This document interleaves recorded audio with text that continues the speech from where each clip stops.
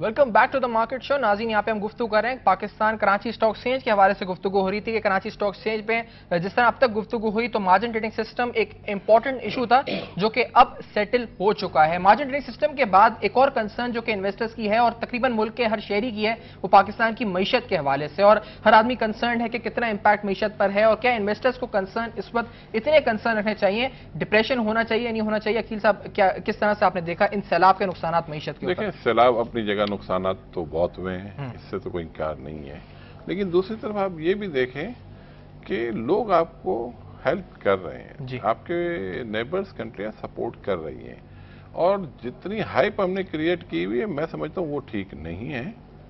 सैलाब आया है, नुकसान हुए हैं। सरहद में जो सैलाब आया है खैबर पख्तूनख्वा में, उसका डैमेज हुआ है, लेकिन बाकी जगहों पे जो सैलाब आया है उसका डैमेज मतलब पानी की सूरत में तो हुआ है, लेकिन मवेशी वगैरह के बाद क्या हम कह सकते हैं कि उनको हमने बचा लिया। लोगों की किलिंग काफी कम हुई है क्योंकि वो लोगों को बिफोर टाइम पता था कि पानी आ रहा है तो एरियाज खाली करवा लिए। लेकिन क्रॉप वगैरह जो जिस तरह हाइप क्रिएट की जा रही है कि 20% क्रॉप खत्म हो गई है, मैं समझता हूँ ये ठीक नहीं है। कॉटन वगैरह 7-8% डैमेज हुई होगी, लेकिन इससे ज्यादा नहीं हुई है। लेकिन दूसरी सूरत में आप ये देखें कि क्रॉप के रेट बढ़ गए तो जितनी डैमेज भी है उससे ज्यादा प्राइस इंक्रीज हो गई है, तो जो फार्मर्स हैं वो पैसे भी बना रहे हैं, मार्जिन उनके अच्छे हो गए, उनके मार्जिन डबल हो गए। आप ये देखें 7,500 के आज वो कॉटन बेच रहे हैं। अगर कुछ एरिया में इनको नुकसान हुआ है तो दूसरे एरिया में इनको 10 गुना ज्यादा फायदा हो गया। सही है। तो कहने का मतलब ये है कि जिस तरह हम शोर मचा रहे हैं कि पाकिस्तानी खत्म हो गया, ऐसी कोई बात नहीं है। $2-2.5 बिलियन से ज्यादा लॉस नहीं है। इतना पैसा आपको एड की सूरत में मिल जाएगा, सॉफ्ट लोन आपको मिल गए $1 बिलियन के करीब, और ये आपको मैं समझता हूँ काफी बेहतर है। जब भी कोई ऐसी आफत आती है, सैलाब आता है, कोई क्राइसिस आता है, तो अक्सर लोग यहाँ पर ये कहते हैं कि हर क्राइसिस के अंदर एक अपॉर्चुनिटी होती है जिससे आप अपने आप को बदल सकते हैं, बेहतर कर सकते हैं। आपके नजदीक कोई इस वक्त ऐसी अपॉर्चुनिटी इस क्राइसिस के अंदर छुपी हुई है जो जिसको आम हालात में कैप नहीं कर सकते थे, टैप नहीं कर सकते थे, इस वक्त उसको टैप किया जा सकता है? देखिए, उसमें अपॉर्चुनिटी इस तरह आप कह सकते हैं कि जाहिर बात है कि सैलाब के बाद जिम्मेदारी लोगों की बढ़ गई है, काम लोगों के बढ़ जाएंगे, रिकंस्ट्रक्शन होगी, तो ये सारी चीजें जो होगी और फिर थोड़ा से सॉफ्ट कॉर्नर हमें मिलेगा। जैसे IMF ने 450 मिलियन लोन दे दिया, $500 मिलियन वर्ल्ड बैंक ने दे दिया, तो ये सारे चीजें जो है पॉजिटिव होंगी।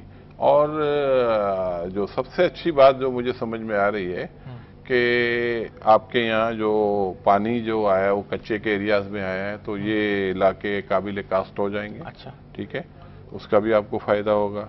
आपकी जो इलेक्ट्रिसिटी, जो दरियाओं में पानी की कमी की वजह से बिजली की शॉर्टेज रहती थी, वो अब आपकी खत्म हो जाएगी, तो वो आपकी पावर ज्यादा बनेगी, उससे आपके फर्निश ऑयल का बिल कम होगा। तो और सबसे अच्छी बात यह है कि आपके कादरपुर के गैस के जो प्रोजेक्ट था वो कंप्लीट हो गया है, वहां से आपको 300, 400, 200, 250 MMCF गैस आपको मिलेगी। इसके अलावा अगर आप ये देखें कि डोनर्स वगैरह से जो पैसा मिलेगा वो भी मैं समझता हूँ कि आपके यहाँ एक्टिविटीज को जनरेट करेगा।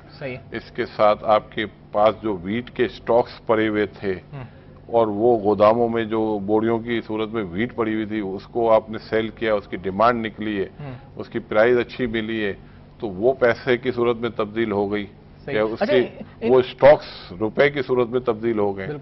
तो ये सारी चीजें पॉजिटिव हो रही है। इन तमाम पॉजिटिव चीजों के बावजूद अगर स्टेट बैंक ऑफ पाकिस्तान 29 सितंबर को मॉनेटरी पॉलिसी अनाउंस होने जा रही है, अगर डिस्काउंट रेट को बढ़ा दिया जाता है, क्योंकि ऐसे एंटिसिपेशन सामने आ रही है कि शायद 50 बेसिस पॉइंट से एक बार फिर बढ़ा दिया जाए, कैसे देखेंगे आप? ये जो हाइप जो क्रिएट की हुई है ना, इन्फ्लेशन बढ़ गया, भाई इन्फ्लेशन तो बढ़ेगा, डेफिनेट दुनिया में बढ़ा हुआ है। जब कमोडिटीज की प्राइस बढ़ती है तो इन्फ्लेशन बढ़ता है। तो आप ये देखें कि वर्ल्ड वाइड कमोडिटीज की प्राइस बढ़ी है तो इन्फ्लेशन तो बढ़ेगा, घटेगा तो नहीं। क्रूड ऑयल की प्राइस जब तक नीचे नहीं जाएगी, इन्फ्लेशन नीचे नहीं आएगा। लेकिन बार बार अगर आप इसको मॉनेटरी टूल को इस्तेमाल करेंगे तो आपको ग्रोथ इफेक्ट होगी, तो आप ये 20 करोड़ की आबादी का मुल्क है, ये बहुत प्रॉब्लम में चला जाएगा। तो मेरा नहीं ख्याल है कि आपको बार बार मॉनेटरी को टूल इस्तेमाल करने की जरूरत है। यहाँ तो लोग जितने बैठे होते हैं उन्हें तो कुछ आता ही नहीं हो, तो एक ही आंख बंद करके कोई इन्फ्लेशन बढ़ गया, आप इंटरेस्ट रेट बढ़ा दो। भाई कंज्यूमर फाइनेंसिंग पाकिस्तान में नहीं है। आप किस चीज को रोकना चाहते हैं? आप कारोबार तो ना रोके ना। फिर गवर्नमेंट सबसे बड़ी बोरोवर है और गवर्नमेंट की डेट फाइनेंसिंग बढ़ जाती है जब आप इंटरेस्ट रेट बढ़ाते हो। तो ये सारी चीजें आपने बिल्कुल देखनी है। अगर आप पिछले 2 साल को अगर देखें, गवर्नमेंट की डेट सर्विसिंग अगर कम होती तो इतना शॉर्टफॉल ना होता। सही। तो सिर्फ आपको ये सारी चीजों को देखना पड़ेगा। अगर आपने यही मॉनेटरी टूल बार बार इस्तेमाल किया तो मुझे लगता है कि आप मुल्क को सही राह पे नहीं डाल सकते। सही राह पे नहीं डालेंगे। मार्केट के नहीं कैसे देखेंगे आप इसको? जो हमने स्टेज सेट होने की बात की थी, आप समझते हैं कि वो सारे सेंटिमेंट्स टूट सकते हैं इससे दोबारा से अगर होता है? इंटरेस्ट रेट ग्रोथ को इफेक्ट करता है और जब ग्रोथ इफेक्ट होती है तो मार्केट के लिए अच्छा नहीं है, वो नेगेटिव है मार्केट के लिए। लेकिन मार्केट इतनी सस्ती है कि शायद वो नेगेटिव ना हो, बिल्कुल, क्योंकि वैल्यू बहुत है। फॉरेन बाइंग हमने बहुत देखी है, लोकल लोगों को हमने साइडलाइन देखा है। उसकी साइडलाइन रहने की वजह शायद मार्केट में 2008 के क्राइसिस वो भूल नहीं पा रहे। सही। तो मतलब ये है कि जितनी फॉरेन इन्वेस्टमेंट, पोर्टफोलियो इन्वेस्टमेंट हमने पिछले 1.5 साल में देखी, इतनी तो पाकिस्तान की हिस्ट्री में कभी नहीं देखी।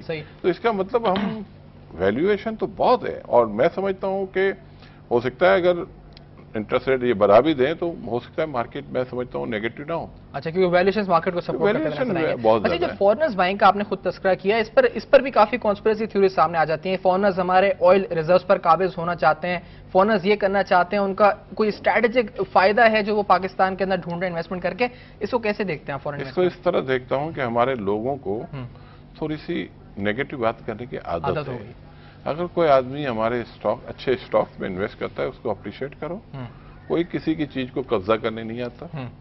10, 15, 20% के फ्लोट है मार्केट में, उसको आप लेके क्या कर लोगे? सही।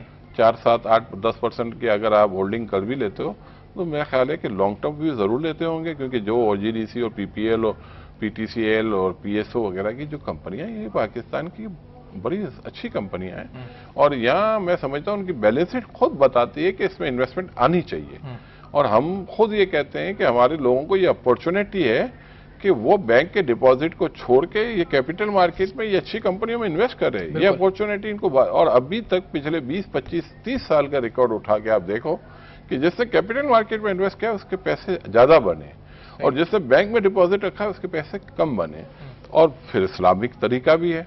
तो मैं समझता हूं कि इतनी बड़ी अपॉर्चुनिटी होने के बावजूद लोगों को चाहिए, हाँ, एहतियात जरूर करें। कैपिटल मार्केट में आप आए, जरूर बैलेंस शीट देख के शेयर्स खरीदें, स्पेकुलेशन पे ना जाएं, क्योंकि ये बहुत जरूरी है। लोग को अवेयरनेस नहीं होती, मार्केट की समझ नहीं होती, तो वो गलत रास्ते पे भी चल जाते हैं। लेकिन मैं समझता हूं कि जिस कंपनी में इन्वेस्ट करें उसकी बैलेंस शीट जीता जागता सबूत होती है, उसको आप जरूर। ये जो इन्वेस्टमेंट स्ट्रैटेजी जो आप बता रहे हैं, ये भी बहुत अहम इस पर गुर हैं। और जो लोग प्रोग्राम देख रहे हैं इन्वेस्टमेंट करते वक्त, उनको ये सोचना जरूर चाहिए कि जिस कंपनी में इन्वेस्टमेंट कर रहे हैं उसकी क्या फाइनेंशियल स्टेटमेंट इस वक्त कह रही हैं। इस इन्वेस्टमेंट स्ट्रैटेजी पर भी आएंगे। और जिस तरह इन्होंने खुद कहा कि इस वक्त नेगेटिव चीजें लोग ज्यादा सुनते हैं और प्रमोट भी उसको ज्यादा किया जाता है। तो एक बार फिर थोड़ा पॉजिटिविटी की तरफ दोबारा आएंगे एक छोटे से ब्रेक के बाद। हमारे साथ रहेगा इन द मार्केट शो।